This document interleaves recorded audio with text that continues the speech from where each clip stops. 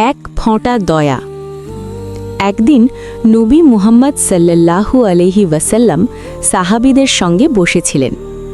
তিনি হঠাৎ একটি ছোট ঘটনা বললেন, কিন্তু সেই ঘটনাটি ছিল খুব গভীর অর্থপূর্ণ। এক ব্যক্তি ছিল খুবই গুনাহগার।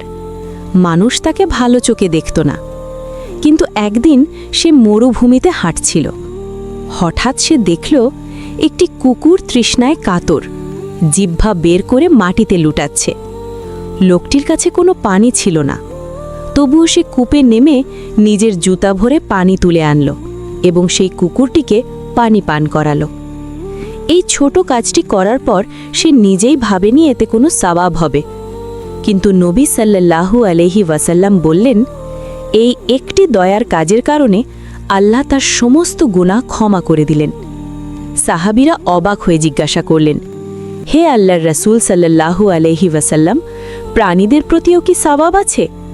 নবী সাল্লাল্লাহু আলাইহি ওয়াসাল্লাম উত্তরে বললেন, প্রত্যেক জীবিত সৃষ্টির প্রতি দয়াতেই সওয়াব রয়েছে। এই গল্প আমাদের শেখায় আল্লাহ ছোট আমলকেও বড় করে দেখেন। দয়া কখনোই বৃথা যায় না। মানুষ যেমন হোক, আল্লাহর রহমত তার চেয়েও বড়। আমরা অনেক সময় ভাবি, আমার তো অনেক গুনাহ, আমার জন্য কিছু নেই। কিন্তু আল্লাহ বলেন, এক ফোঁটা দয়া এক জীবনের হিসাব বদলে দিতে পারে।